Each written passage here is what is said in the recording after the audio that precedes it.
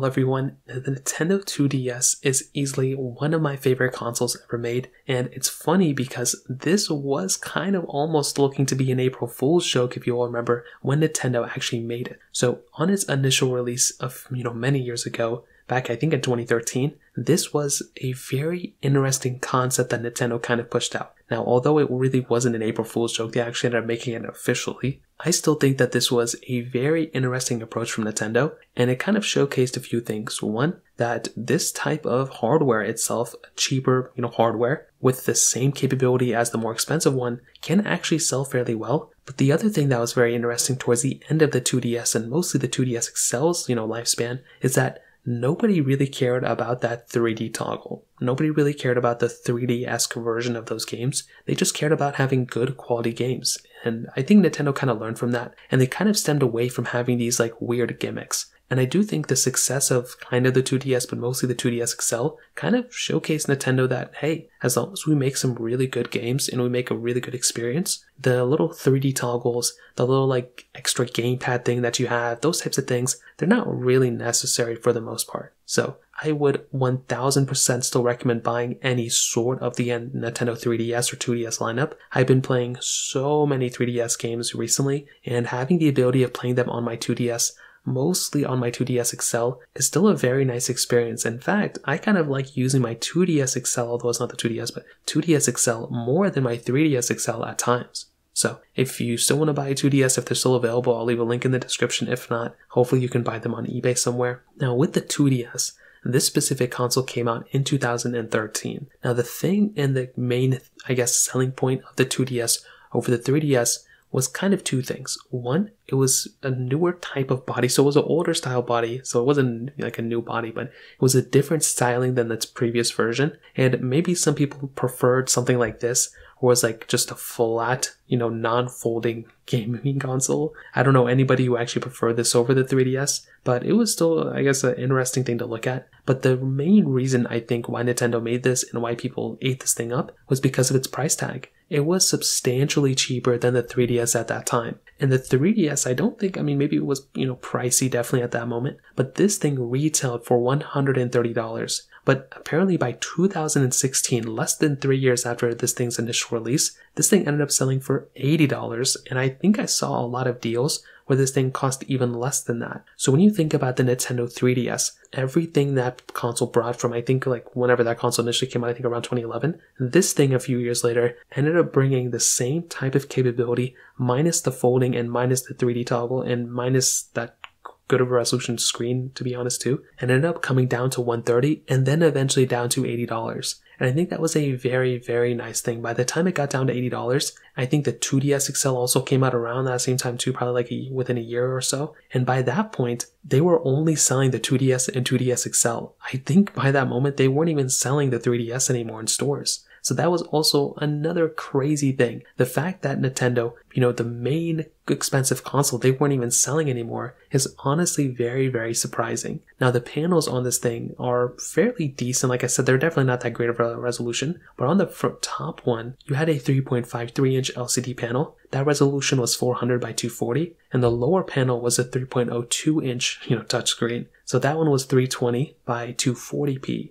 Now, the weird thing is, again, that I've always liked, the touchscreen was the bottom one at the top one. I always thought there was room for Nintendo to make the top one a touchscreen as well, but it makes sense. You're already on the lower half and the screen is there, so it kind of equaled out a little bit. I guess it's not a big deal. But on top of that, you had that joystick on the top left side of that console. You had the D-pad right below it, and on the right side, you had those standard buttons. The buttons you were getting on this console were basically the exact same things you were getting on the 3DS XL. You weren't really missing out on too much. Now, if you got the new 3DS XL, you were getting a newer type of little button thing, but that one did not get cycled down to this console, which I think is okay. It's understandable. Now, you also had the stylus on this 2DS.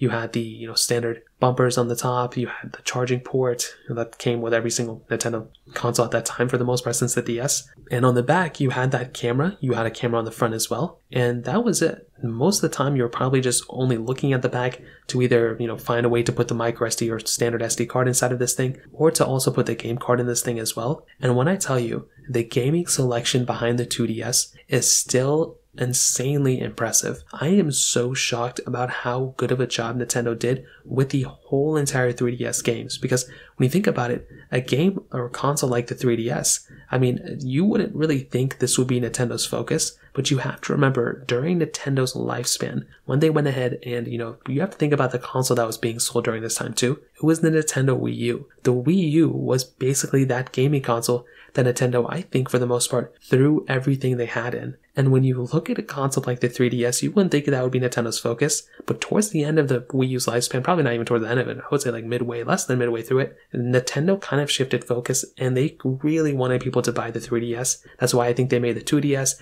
they made the new 3DS and 3DS XL, then they made the 2DS XL, because they wanted everyone to buy the 2DS and just the 3DS lineup. So they made a ton of games for this console, and I think they made so many games mostly because the Wii U wasn't working that well, and they had to just, make up some profits or some loss of profits thereof on the 3DS. So when I tell you some of the games that came out for this console, it's quite impressive. So we had Mario Kart 7. That was the best-selling game on, the Nintendo 3DS. And that game actually brought a lot of cool physics that are still being brought over to Mario Kart 8 and hopefully gets over to Mario Kart 9. We had 3 different Pokemon games that were up there. New Super Mario Bros. 2, which I actually love that game. We had Animal Crossing New Leaf, which is still stated to being one of the best Animal Crossing games ever made. I personally love that game. And I think that was a nice little thing that Nintendo did. They also ended up bringing a Super Mario 3D Land, which was a very good game. This was the craziest thing though. They ended up bringing Smash Brothers for the Nintendo 3DS. That was another insane thing that Nintendo did.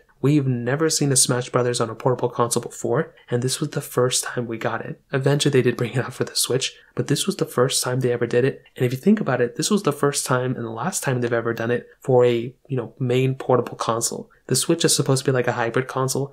The 3DS was only a portable console, and it was really the only time we got it on a portable console, which is pretty wild.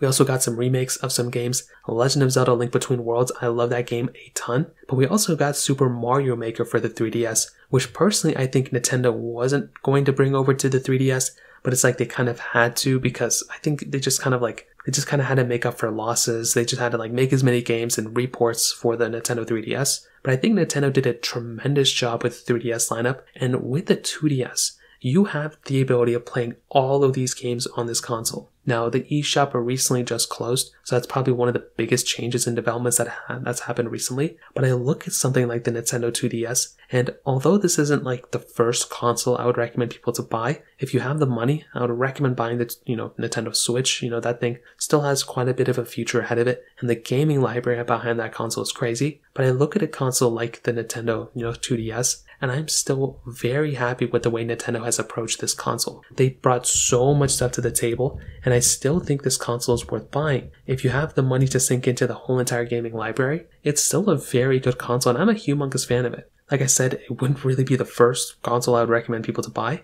but if you're in the market, I would recommend buying it, and you can still use it for a super long period of time as well. So from that perspective, that kind of covers it up from there. If you have any other thoughts or questions, let me know in the comment section below. Hit the like button, that would mean so much, but definitely hit that subscribe button. More importantly than everything else, I love every single one of you guys. Hopefully I'll catch you guys in the next video. Peace out till then.